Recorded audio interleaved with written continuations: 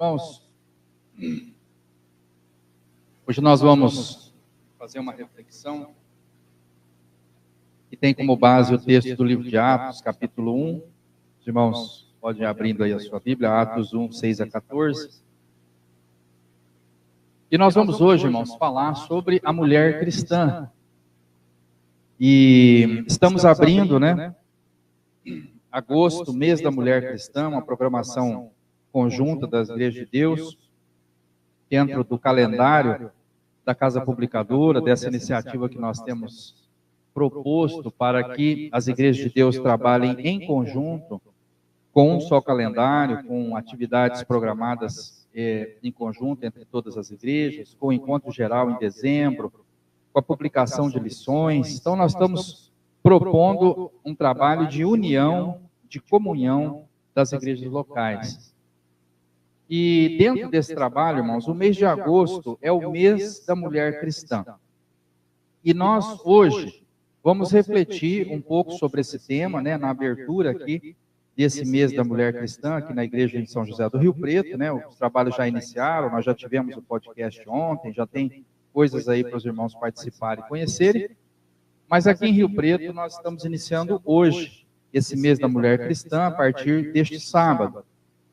E a nossa mensagem hoje é essa reflexão sobre a mulher cristã, e no sentido, irmãos, de que nós tenhamos uma palavra, uma resposta para uma tendência do mundo atual, que tem pregado aí o feminismo, que tem pregado um certo tipo de valorização da mulher, que a gente muitas vezes vê que não é conforme a palavra de Deus, que não é segundo a vontade de Deus para a mulher, que não é segundo a vontade de Deus para a família, que não é aquilo que Deus ensinou. E muitas vezes a gente fica sem resposta, a gente fica sem saber o que dizer. E hoje eu gostaria de fazer algumas reflexões aqui para os irmãos.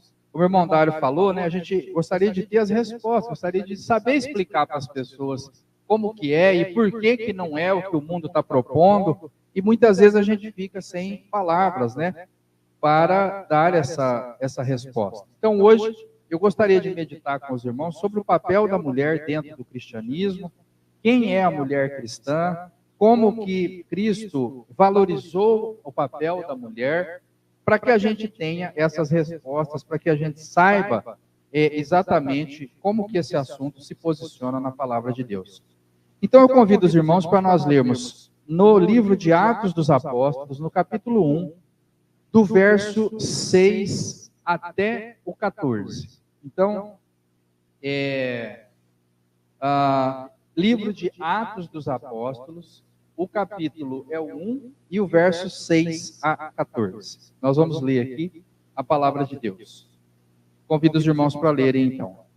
Atos 1, de 6 a 14. Diz assim: certa vez os apóstolos estavam reunidos com Jesus e então lhe perguntaram: é agora que o Senhor vai devolver o reino ao povo de Israel?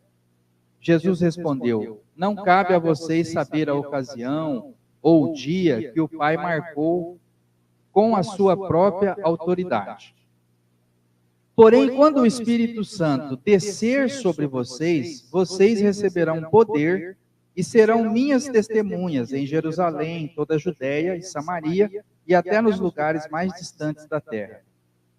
Depois de ter dito isso, Jesus foi levado para o céu diante deles, e então uma nuvem o cobriu e eles não puderam vê-lo mais. Eles ainda estavam olhando firme para o céu quando Jesus subia, quando dois homens vestidos de branco apareceram perto deles e disseram: homens da Galileia, por que vocês estão aí olhando para o céu? Esse Jesus que estava com vocês e que foi levado para o céu voltará, do mesmo modo que vocês o viram subir. Então os apóstolos desceram o Monte das Oliveiras e voltaram para Jerusalém, e o monte fica mais ou menos 1 quilômetro da cidade. Quando chegaram à cidade, eles foram até a sala onde estavam hospedados, a qual ficava no andar de cima da casa. Os apóstolos eram estes: Pedro, João, Tiago, André, Filipe, Tomé, Bartolomeu, Mateus, Tiago, filho de Alfeu, Simão, nacionalistas, e Judas, filho de Tiago. Eles sempre se reuniam todos juntos para orar com as mulheres, a mãe de Jesus e os irmãos dele. Amém. E até aí, irmãos. Os irmãos podem sentar.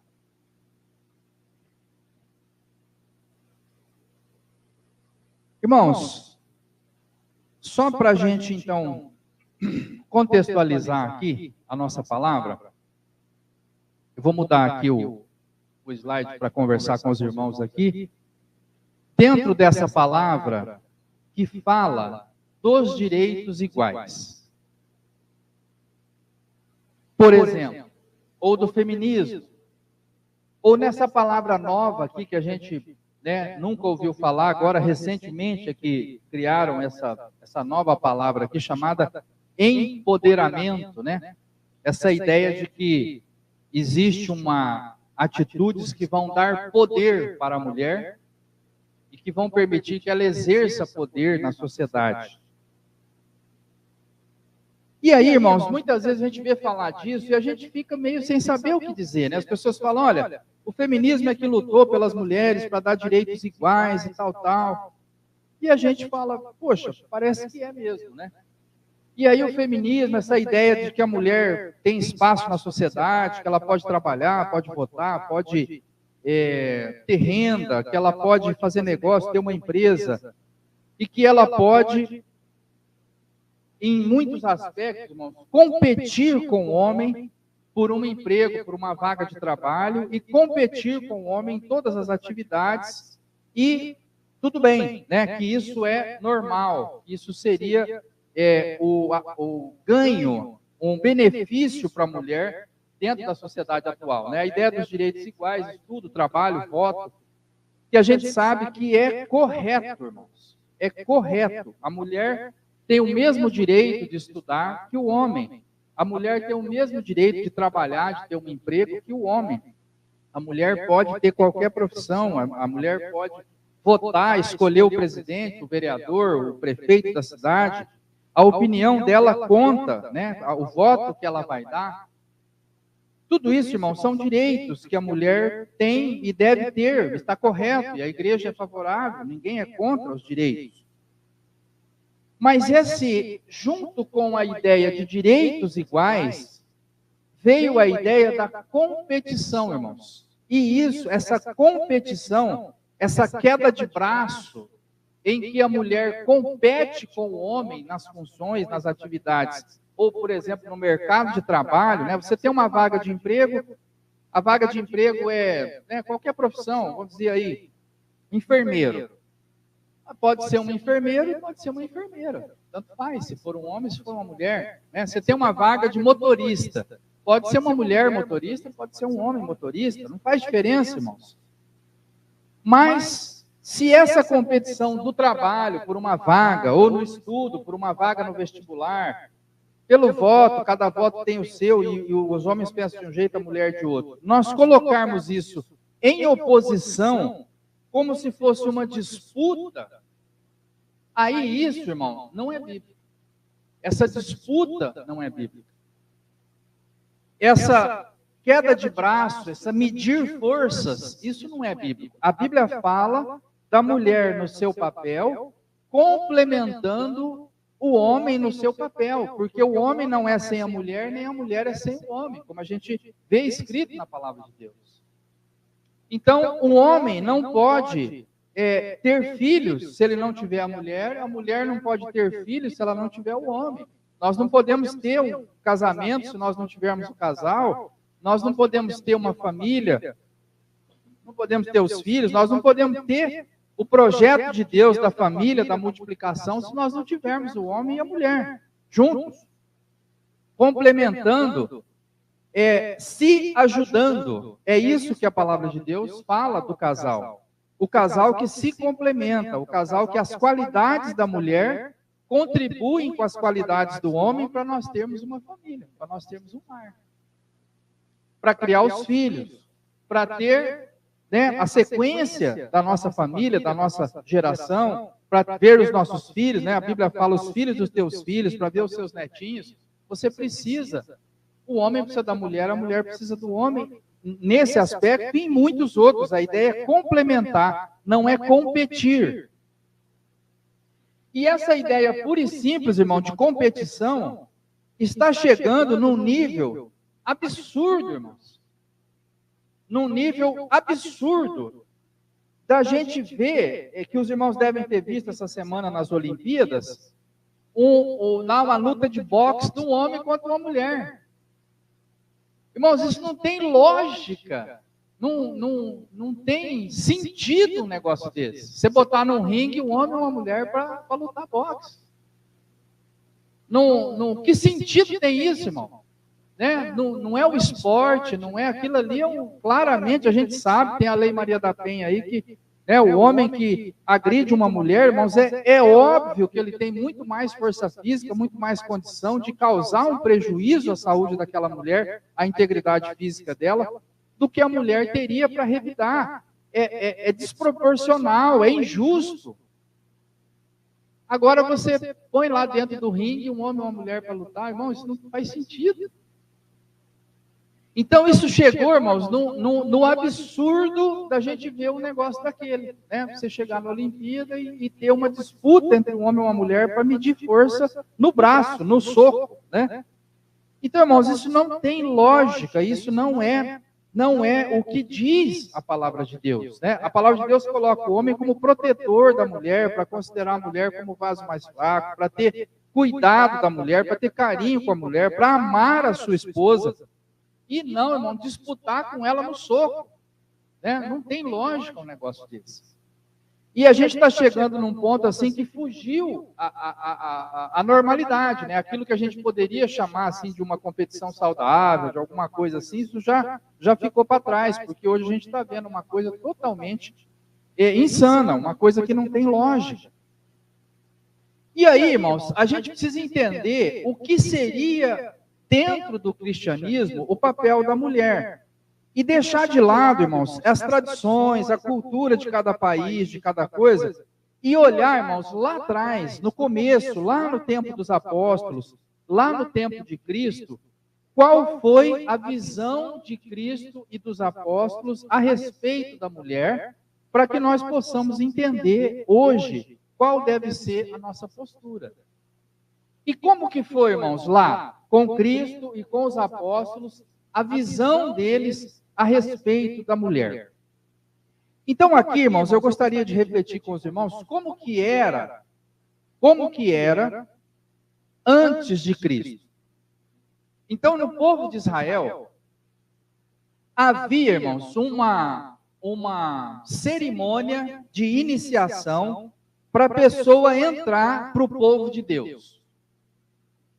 A pessoa era... Deus, então, ele constituiu a nação de Israel, chamou ali Abraão, Isaac, Jacó, as 12 tribos de Israel com os filhos de Jacó.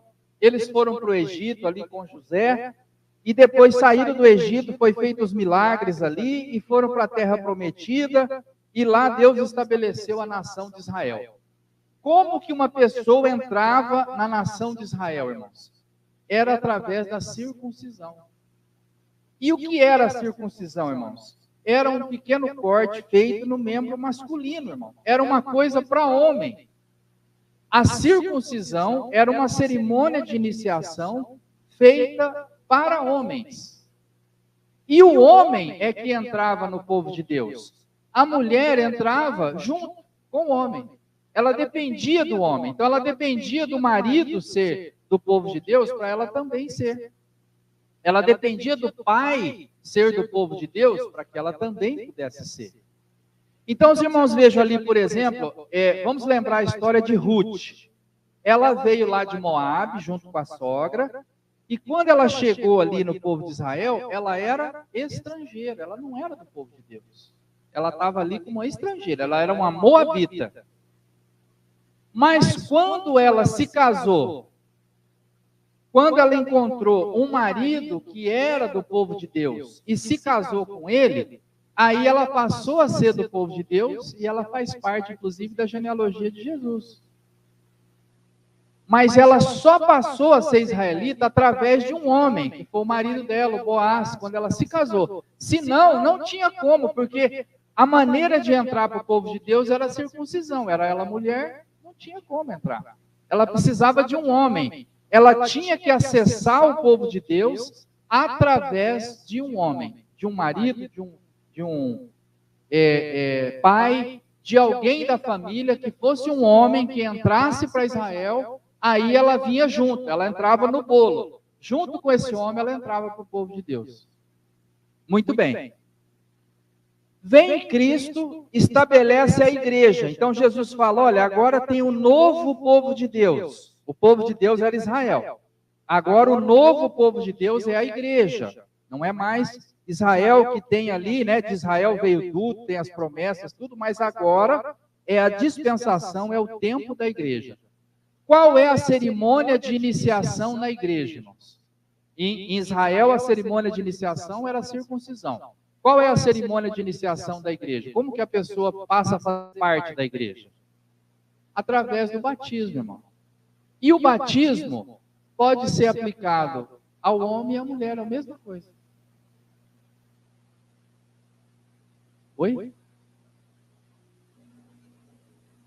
Tem. Aqueles batismos, aquela pregação de... não batizava criança, mas batismo infantil nunca foi prática da igreja. Mas o batismo era, o batismo, as mulheres eram batizadas também.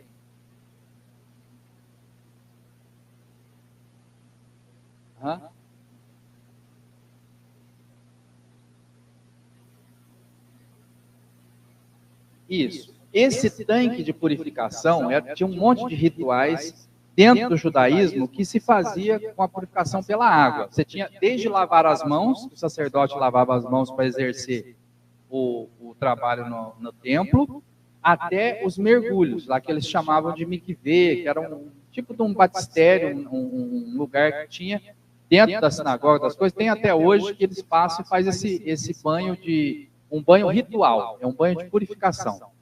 Esse banho de purificação tem um monte de situações que ele era aplicado para que a pessoa retornasse ao convívio do dia a dia, quando ele se tornava impuro, quando tocava num cadáver, ou quando a mulher tinha suas regras, tinha uma opção de situações.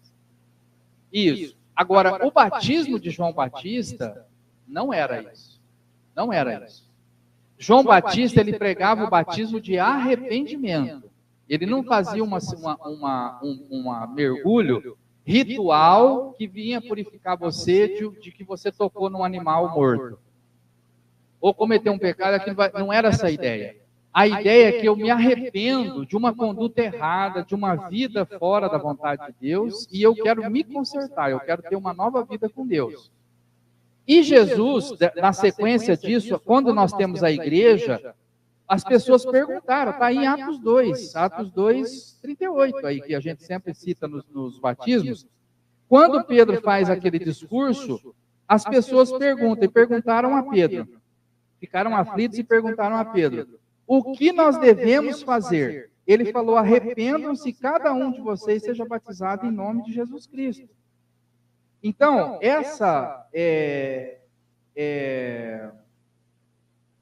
naquele dia se juntaram quase 3.000 ao grupo dos seguidores. Então, essa palavra de Pedro, quando as pessoas perguntaram, o que eu faço? Ele falou, sejam batizados.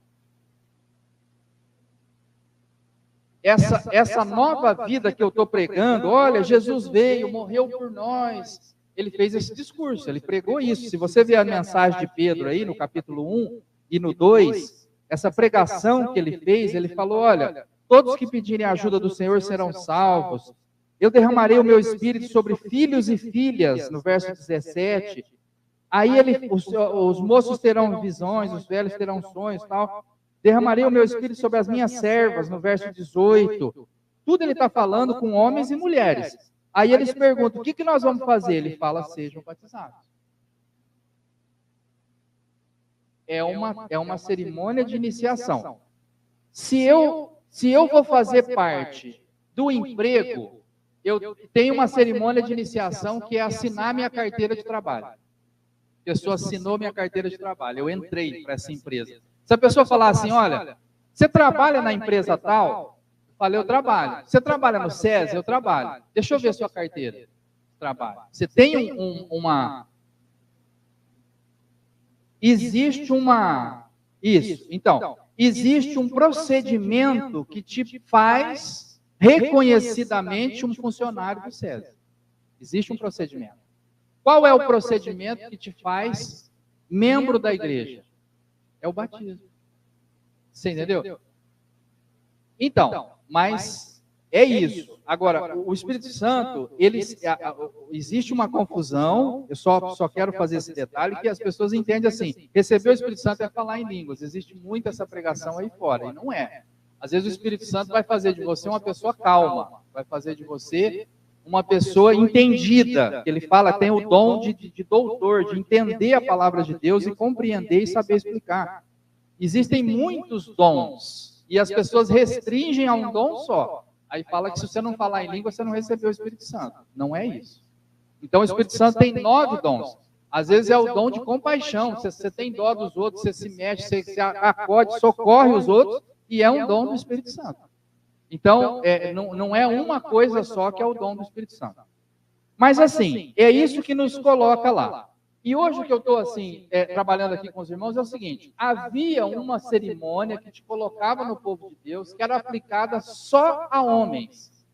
Mas, hoje na igreja, o batismo é aplicado ao homem e à mulher. E aí aqui em Gálatas 3, 26, se o irmão abrir aí a sua Bíblia, os irmãos acompanhando aí, Gálatas 3, 26, você vai ver uma palavra aí muito importante, 3, 26 a 29, que ele vai dizer o seguinte, ó. Pois por meio da fé em Cristo Jesus, todos vocês são filhos de Deus, porque vocês foram batizados para ficar unidos com Cristo. Então ele está dizendo, olha, pela fé vocês são filhos de Deus, porque foram batizados para ficar unidos com Cristo, e assim se revestiram com as qualidades do próprio Cristo. 28. Desse modo não existe diferença entre judeu e não judeu. Porque hoje nós estamos na igreja. Ser judeu não é vantagem e não ser judeu não é desvantagem. Você precisa reconhecer a Cristo e ser batizado. É isso que precisa. Então ele fala, vocês foram batizados para ficar unidos com Cristo e desse modo não existe diferença entre judeu e não judeu. Não existe diferença entre o escravo e o livre. Porque naquele tempo tinha o que era escravizado e o que era livre, o que tinha um título de liberdade, era cidadão romano, por exemplo, e o que não era. Não faz diferença. Ele falou, não tem problema. Se você é empresário ou se você é funcionário. Se você é funcionário público ou se você não trabalha, não faz diferença. E aí ele vem e fala, não tem diferença entre homens e mulheres. Todos vocês são um só por estarem unidos com Cristo Jesus. Não tem diferença entre homens e mulheres.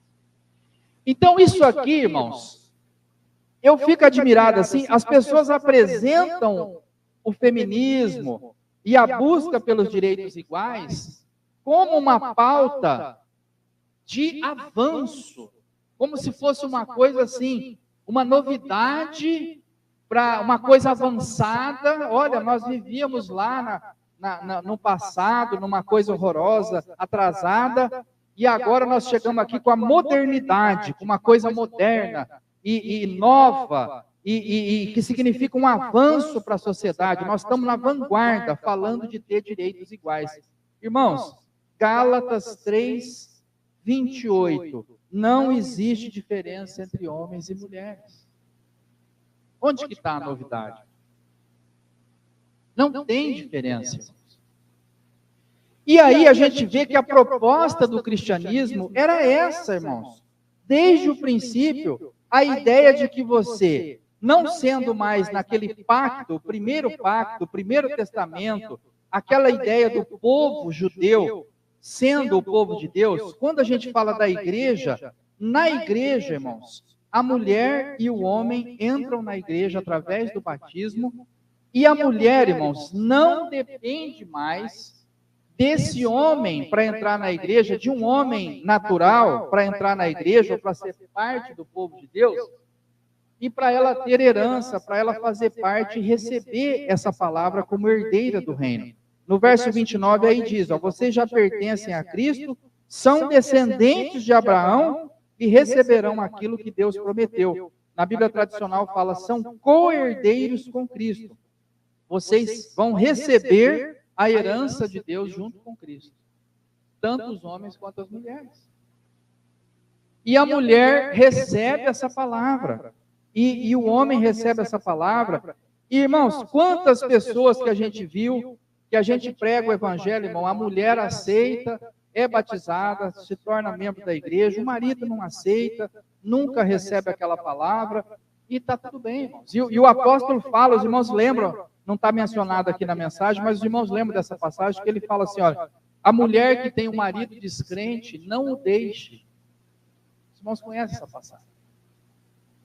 O que Paulo está dizendo? Ele está dizendo, você aceitou o evangelho, veio para a igreja sozinha, sem o teu marido. Recebeu o batismo sozinha, sem o seu marido. E aí, irmãos, não tinha como isso acontecer em Israel. Para ser membro do povo de Deus, ela tinha que ter um marido israelita, ela tinha que ter um pai israelita, ou então ela não seria membro do povo de Deus. Não tinha como ela entrar. Porque o rito de iniciação, o procedimento que fazia da pessoa um membro do povo de Deus, era um rito somente aplicado aos homens. Agora não. Agora o batismo é aplicado também às mulheres e a mulher passa a fazer parte também do povo de Deus. Pois não.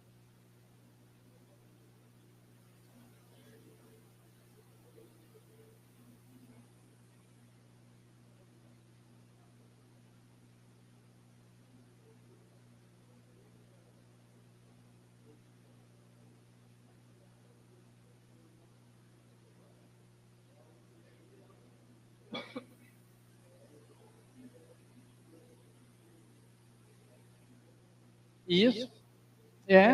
Ele fala, dos dois povos ele fez um.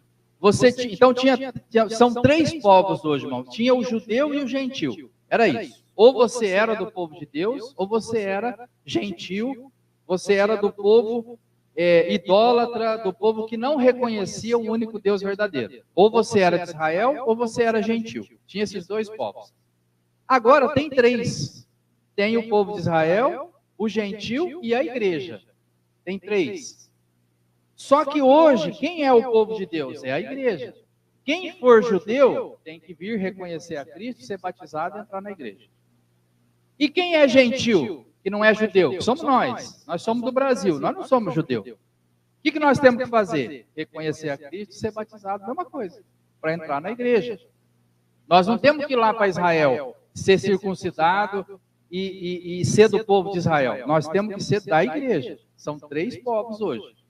E o povo de Deus é a igreja. Então nós temos que, quem é de Israel tem que reconhecer a Cristo e ser batizado, e quem é gentil como nós tem que reconhecer a Cristo e ser batizado. A conversa é a mesma.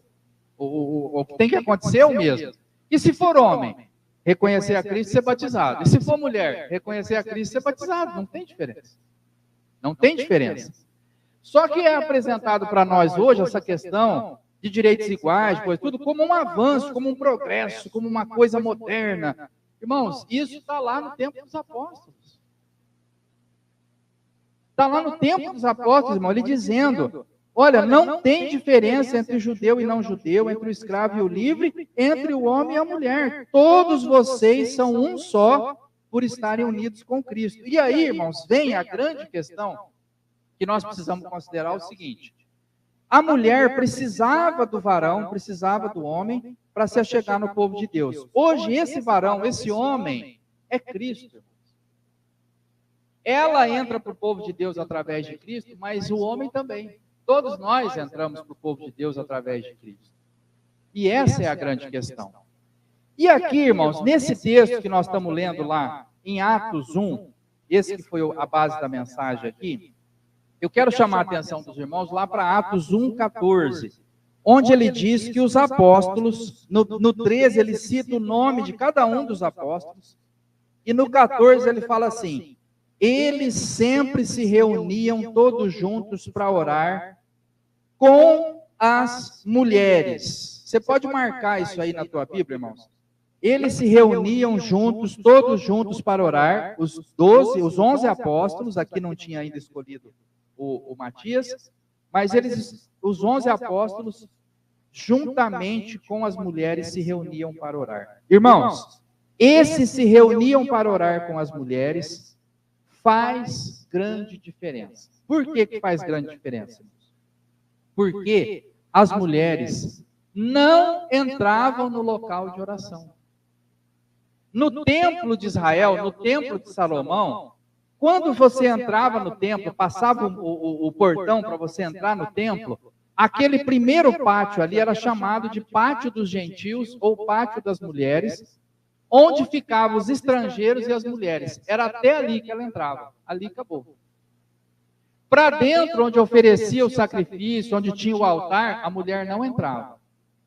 Dentro do tabernáculo, onde entrava somente os sacerdotes, nenhuma mulher entrava. E no Santo dos Santos, onde entrava só o sumo sacerdote, nenhuma mulher entrava. Nenhuma mulher era admitida dentro do templo, nenhuma mulher era admitida dentro do local de sacrifícios, de ofertas ali a Deus, e nenhuma mulher era admitida dentro do Santo dos Santos para estar na presença do Senhor. Nenhuma mulher poderia estar lá. Isso era o Israel, isso era o antigo pacto, a antiga aliança. Na nova aliança com Cristo, os apóstolos falam, vamos nos reunir para fazer oração? Vamos. Vamos lá então, onde estão as mulheres, e vamos orar juntos. Isso aqui, irmãos, era uma revolução. A mãe de Jesus, irmão, quando levou Jesus lá para fazer... Quando levou Jesus para ser apresentado, quando ela compareceu no templo, quando levaram ali os 2 pombinhos, as questões, ela ficou no pátio das mulheres lá fora, irmão, ela não entrou. Maria nunca teve a oportunidade, irmão, ao longo da vida dela, de estar no momento de falar com Deus, de estar na presença de Deus, dos sacerdotes estarem ali, dos homens de Deus estarem na presença de Deus. Ela, naquele ambiente do templo, irmão, não podia entrar. E agora aqui, ele está dizendo, Atos 1,14, eles se reuniam para orar junto com as mulheres, a mãe de Jesus e os irmãos dele. Entende, irmão? Isso aqui, irmão, era uma revolução. As mulheres não estavam junto com os homens para orar. As mulheres não estavam junto com os homens para falar com Deus. As mulheres não estavam junto com os homens na hora do ofício religioso. As mulheres ficavam do lado de fora, irmão, no pátio do lado de fora. É assim que procede lá até hoje, dentro dessas tradições do Oriente Médio, no judaísmo, no islamismo, a mulher do lado de fora, irmão, não participa das orações junto com os homens.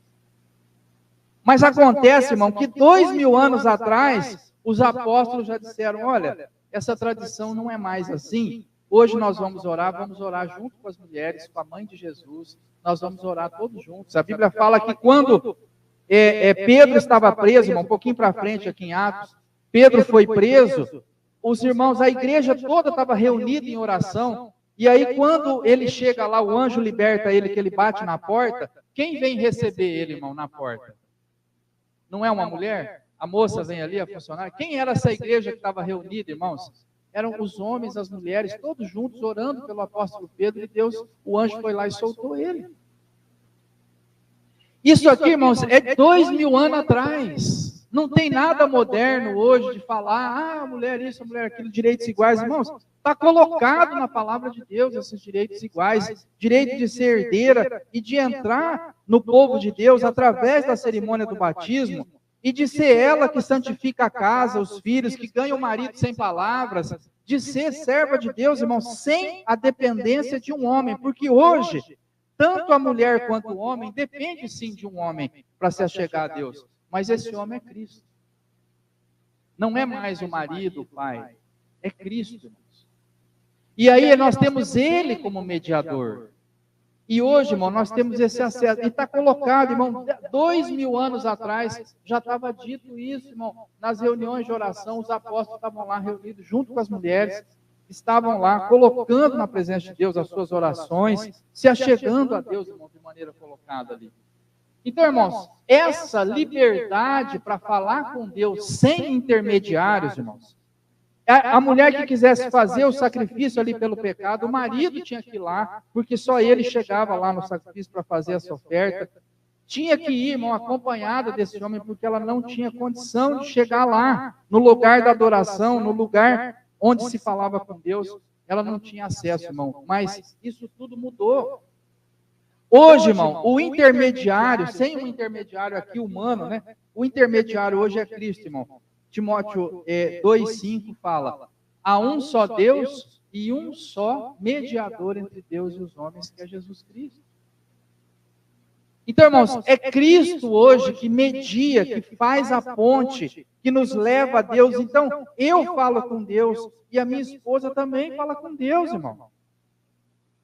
E aí, nós vemos a Bíblia fala da hierarquia, né? Então, ele coloca lá em Coríntios 11 essa hierarquia: Deus é o cabeça de Cristo, Cristo é o cabeça da igreja, do varão, o varão é o cabeça da mulher. Nós temos uma hierarquia funcional ali dentro da igreja, mas isso está colocado, irmão, de tal forma que a mulher, e a gente ali no Coríntios 11, ele destaca a questão do véu, essa questão de que a mulher tem o véu, esse sinal dessa hierarquia, que ela reconhece que o marido tem essa liderança no lar, mas que ela, irmãos, tem acesso a Deus através de Cristo, não é através do marido.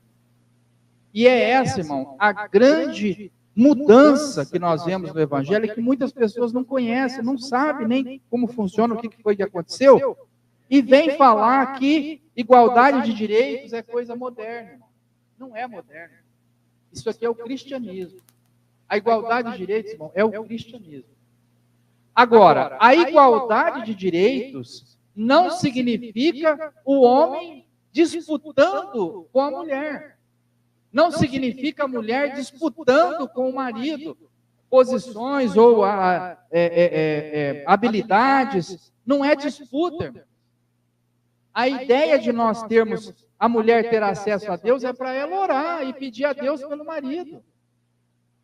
A ideia, irmão, da mulher ter acesso a Deus é para ela orar e pedir a Deus pelos filhos, e pedir a Deus pela igreja, e falar diretamente com Deus sem intermediários, irmão, para propor o bem do relacionamento, para pedir a Deus que abençoe o seu casamento, e não para disputar alguma coisa com o marido. Essa não é a ideia, né? Então, irmãos, hoje eu gostaria assim, de falar para os irmãos, essa palavra diferente, que a gente até nem conhecia essa palavra, é uma coisa nova, eu não sei de quando que é esse termo aí, mas é bem recente.